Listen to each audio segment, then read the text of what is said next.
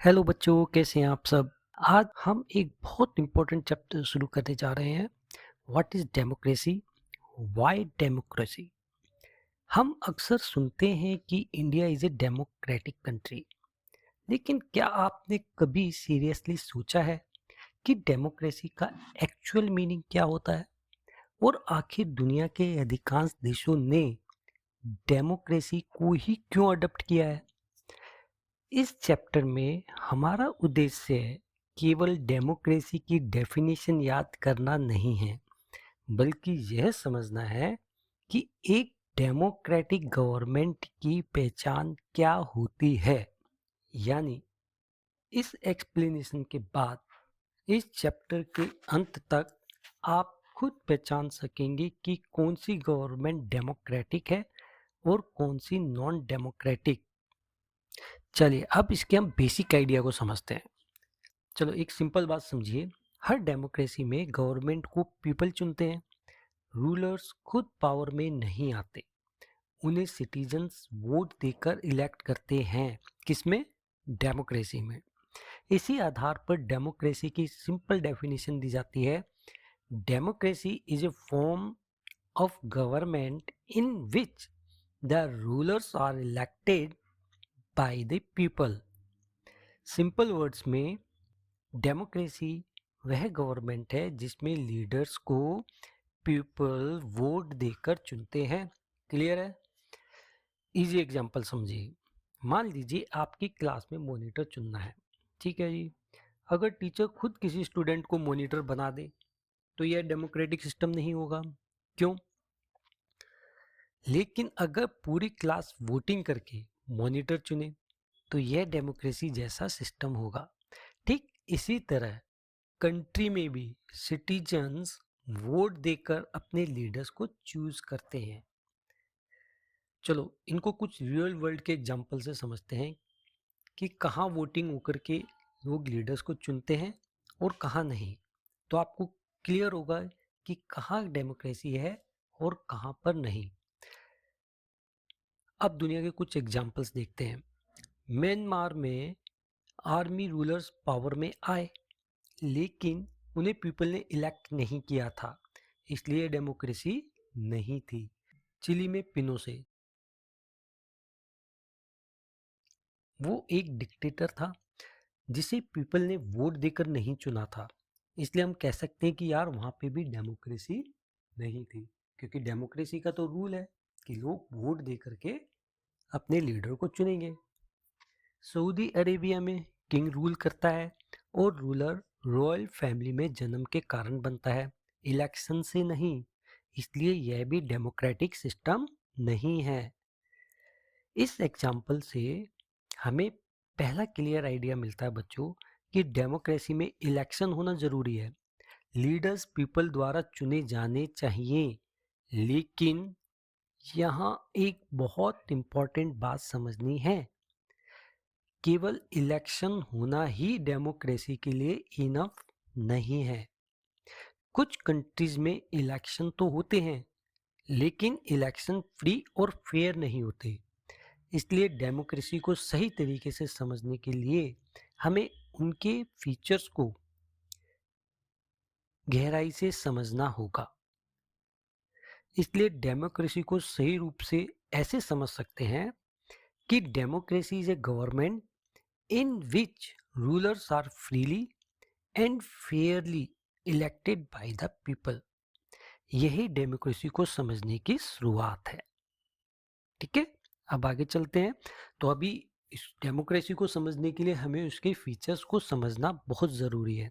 तो पहला फीचर क्या है बच्चों? Who takes the final decision.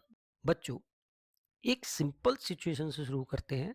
मान लो आपके स्कूल के प्रिंसिपल अचानक डिसाइड कर दें कि अब से सभी स्टूडेंट्स को रोज 5 घंटे एक्स्ट्रा क्लास करनी होगी, और यह डिसीजन स्टूडेंट से पूछे बिना ले लिया जाए। बताइए क्या ये फेयर लगेगा? शायद नहीं।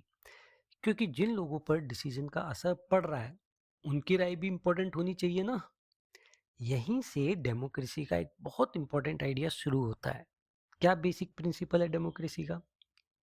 डेमोक्रेसी में कंट्री के इंपॉर्टेंट डिसीजंस ऐसे लोगों द्वारा लिए जाते हैं जिन्हें पीपल ने खुद चुना होता है। कंट्री में करोड़ों लोग होते हैं, सभी लोग मिलकर हर डिसीजंस नहीं ले सकते। ठीक है, अगर हर डिसीजन लेने लगा तो सबका अलग अलग होगा। तो इसलिए क्या करते हैं, इसलिए सिटीजन्स वोट देकर अपने रिप्रेजेंटेटिव्स चुनते हैं। ये इलेक्टेड रिप्रेजेंटेटिव्स मिलकर गवर्नमेंट बनाते हैं और कंट्री के बिहाफ पर डिसीजंस लेते हैं। यानी डेमोक्रेसी में फाइनल डिसीजंस लेने की पावर इलेक्टेड लीडर्स के पास होती है, ना कि आर्मी ऑफिसर के पास, किंग के पास या डिक्टेटर के पास। तो फाइनल पावर किसके पास होती है? इलेक्टेड रिप्रेजेंटेटिव्स के पास होती है। ठीक है, चलिए अब इनको कुछ एग्जाम्पल से देखते हैं। पहला एग्जाम्पल हम पाकिस्तान का लेंगे। अब इसे पाकिस्तान में जनरल परवेज मुशर्रफ नाम का एक आर्मी ऑफिसर था। उसने मिलिट्री की पावर से क्या किया? गवर्नमेंट को अपने हाथ में ले लिया। यानी उसने फोर्स के माध्यम से कंट्रोल हासिल किया।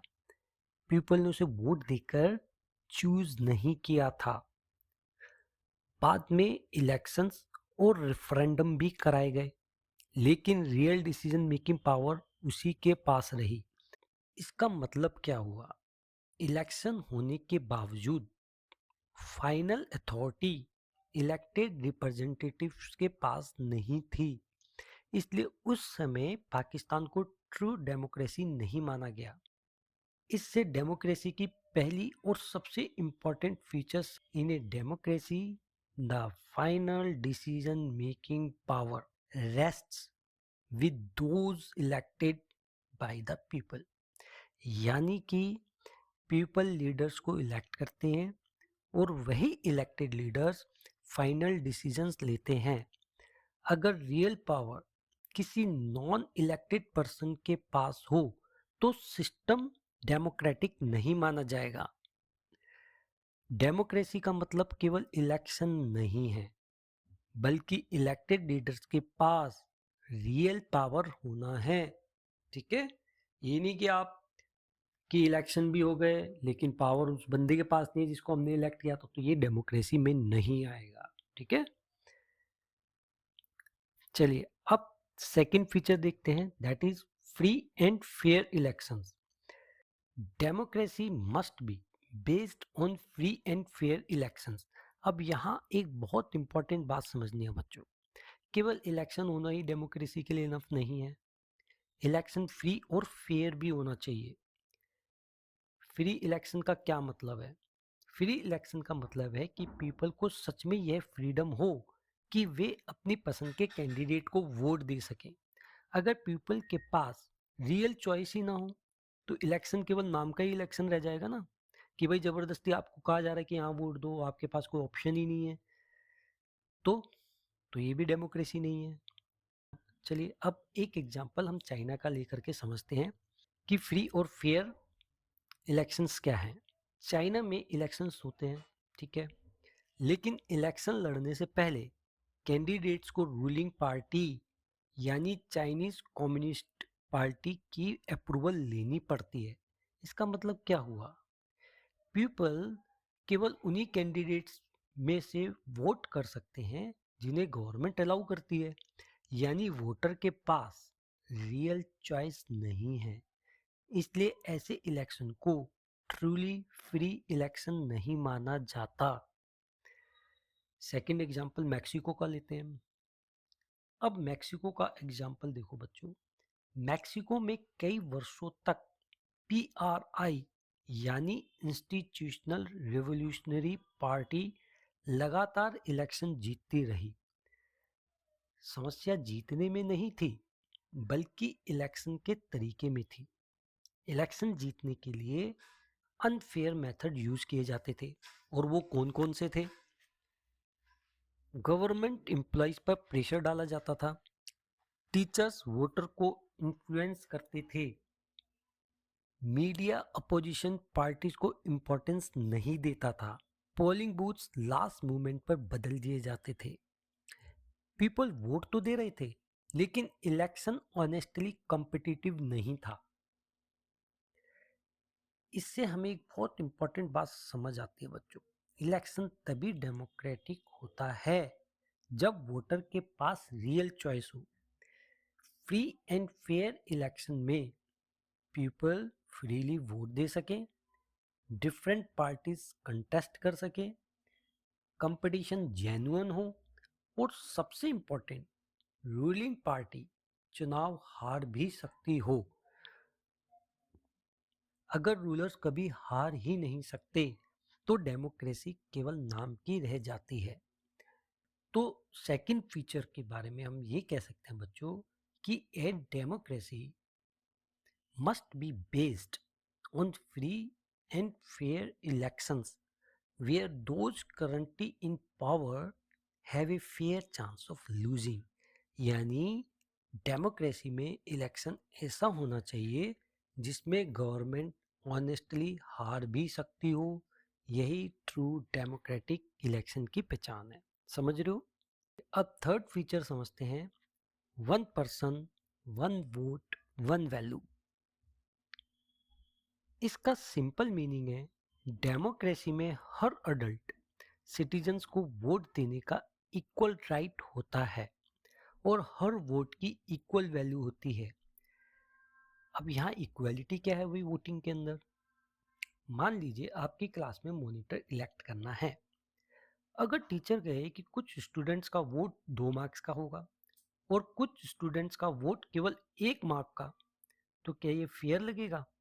बिल्कुल नहीं, क्योंकि इलेक्शन तभी फेयर होता है जब सभी लोगों की इंपॉर्टेंस इक्वल हो। ठीक यही प्रिंसिपल डेमोक्रेसी में भी लागू होता है। डेमोक्रेसी का रूल क्या है? डेमोक्रेसी में कोई रिच या पुअर होने से फर्क नहीं पड़ता कि नहीं वो रिच है तो उसका वोट का वैल्यू ज़्यादा होगा, वो पुअर है तो उसके वोट की वैल्यू कम होगी। ऐसा नहीं होता ना।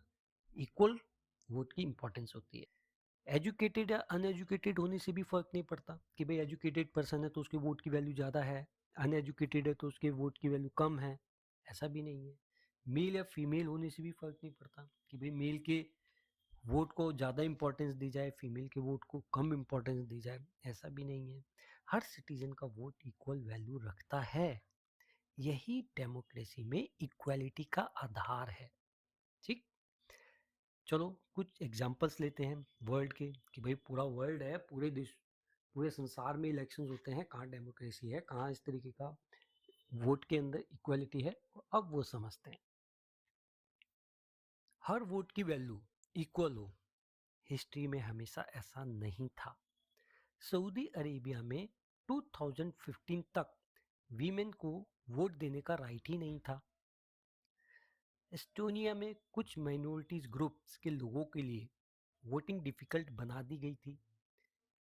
फिजी में इंडिजीनियस फिजी सिटीजन्स के वोट की वैल्यू इंडियन फिजी सिटीजन्स के वोट से ज़्यादा मानी जाती थी। तो यहाँ पे वोट की वैल्यू सेम नहीं थी। तो इन सिचुएशंस में इक्वालिटी नहीं थी। इसलिए ऐसे सिस्टम को ट्रू डेमोक्रेसी नहीं कहा जा सकता। तो डेमोक्रेसी की तीसरी फीचर से हमें क्या क्लियर होता है बच्चों? In a democracy each adult citizen must have one vote and each vote must have one value. यानी हर सिटीजन इंपॉर्टेंट है और गवर्नमेंट बनाने में हर वोट इक्वली पावरफुल होता है। इसी प्रिंसिपल को कहते हैं पॉलिटिकल इक्वालिटी। डेमोक्रेसी तभी पॉसिबल है जब सभी सिटीजन्स पॉलिटिकल डिसीजंस में बराबर भागीदारी रखें। अब फोर्थ फीचर्स को समझते हैं, rule of law and respect for citizens right. इसका सिंपल मीनिंग है, डेमोक्रेसी में गवर्नमेंट अपनी मर्जी से कुछ भी नहीं कर सकती। गवर्नमेंट को कॉन्स्टिट्यूशन और लॉ के अकॉर्डिंग काम करना पड़ता है और सिटीजन्स के बेसिक राइट का रिस्पेक्ट करना जरूरी होता है। अब यहाँ इंपॉर्टेंट क्वेश्चन है बच्चों कि क्या केवल इलेक्शन हो जाने से कोई कंट्री डेमोक्रेटिक बन जाती है? आंसर है नहीं। क्योंकि क्योंकि डेमोक्रेसी केवल इलेक्शन तक सीमित नहीं है। इसको हम एक एग्जाम्पल से समझेंगे, जिम्बाब्वे कंट्री के। जिम्बाब्वे नाम के कंट्री में इलेक्शंस होते थे और प्रेसिडेंट रॉबर्ट मुगाबे बार बार इलेक्शन जीतते थे। देखने में ऐसा लगता था कि वहाँ डेमोक्रेसी है, लेकिन रियलिटी अलग थी। गवर्नमेंट ने कई अनफेयर एक्शंस किए। कौन कौन से? अपोजिशन लीडर को परेशान किया गया, पब्लिक प्रोटेस्ट पर रोक लगा दी गई, मीडिया को कंट्रोल किया गया कि भाई उसकी जो जो अनफेयर डिसीजंस वो ले रहा था, अनफेयर जो एक्शंस थे, मीडिया उसको कोई बाहर ना निकाल दे, तो मीडिया को भी कंट्रोल कर रहा था। जजेस पर प्रेशर डाला गया, कॉन्स्टिट्यूशन बदलकर प्रेसिडेंट की पावर बढ़ाई गई कि भाई उनके ही फेवर में डिसीजंस लिए जाएं। अब सोचिए, क्या सिटीजन्स फ्रीली गवर्नमेंट के खिलाफ बोल सकते थे? नो। इसका मतलब यह हुआ कि इलेक्शन होने के बावजूद सिटीजन्स के राइट्स सेफ नहीं थे। इससे हमें एक बहुत इंपॉर्टेंट सीख मिलती है, election alone is not enough for democracy. कि केवल इलेक्शन होना ये गारंटी नहीं देता कि वहां पर डेमोक्रेसी है। डेमोक्रेसी में गवर्नमेंट को लॉ के लिमिट्स के अंदर रहकर काम करना होता है, तभी डेमोक्रेसी बनती है। सिटीजन्स के बेसिक राइट्स भी देखने होते हैं। डेमोक्रेटिक सिस्टम में सिटीजन्स को कुछ बेसिक फ्रीडम्स मिलती हैं, जैसे फ्रीली सोचने का फ्रीडम, अपने ओपिनियन एक्सप्रेस करने की फ्रीडम, पीसफुली प्रोटेस्ट करने की फ्रीडम, ऑर्गेनाइजेशंस बनाने की फ्रीडम, लॉ के सामने इक्वलिटी। ये राइट्स सिटीजन्स को गवर्नमेंट की पावर से प्रोटेक्ट करते हैं। फोर्थ फीचर से हमने क्या सीखा बच्चों? That is rule of law and respect for citizens right.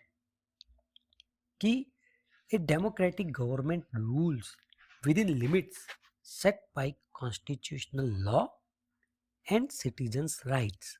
Government powerful होती है लेकिन अनलिमिटेड नहीं होती। कॉन्स्टिट्यूशन और सिटीजन्स राइट्स उसकी पावर को लिमिट करते हैं। ट्रू डेमोक्रेसी वही है जहां गवर्नमेंट लॉ से ऊपर नहीं होती, बल्कि लॉ के अंदर काम करती है। तो बच्चों, इस पार्ट के अंत में दिए गए कार्टून को समझते हैं। इस कार्टून में 3 बड़े टैंक्स दिखाई दे रहे हैं जिन पर लिखा है याहू, गूगल और सिस्को। ये टैंक्स एक छोटे निहत्थे स्टूडेंट्स की तरफ बढ़ रहे हैं। आप सोचिए, टैंक किस चीज का सिंबल होता है? टैंक यूजुअली पावर, कंट्रोल और फोर्स को दिखाता है, और यहाँ स्टूडेंट सिंबल है एक ऑर्डिनरी सिटीजन का। तो ये कार्टून दिखाना क्या चाहता है? ये कंपनीज इंटरनेट कंपनीज हैं। कार्टून यह दिखाता है कि कुछ सिचुएशंस में चाइना की गवर्नमेंट ने इंटरनेट इंफॉर्मेशन को कंट्रोल करने के लिए इन कंपनीज की हेल्प ली।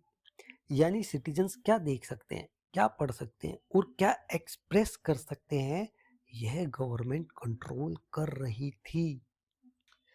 तो ये कार्टून क्या मैसेज देना चाहता है? अगर गवर्नमेंट सिटीजन्स की इंफॉर्मेशन तक पहुंचे, थॉट एक्सप्रेस करने की फ्रीडम, ओपिनियन शेयर करने की फ्रीडम को कंट्रोल करने लगे, तो डेमोक्रेसी वीक हो जाती है।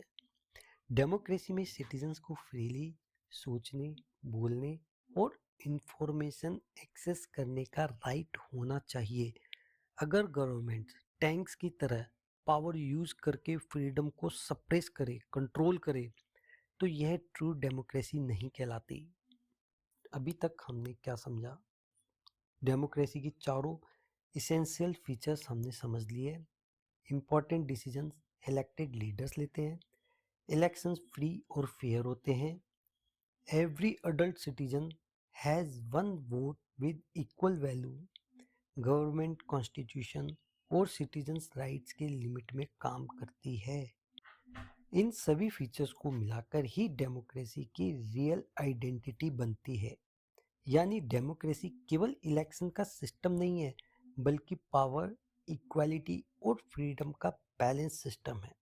जब सिटीजन्स को चॉइस, इक्वालिटी और फ्रीडम मिलती है, तभी डेमोक्रेसी सच में काम करती है। चलिए अब नेक्स्ट पार्ट, वाई डेमोक्रेसी में हम समझेंगे कि डेमोक्रेसी की ज़रूरत क्यों है। नेक्स्ट वीडियो में मिलते हैं। Bye bye.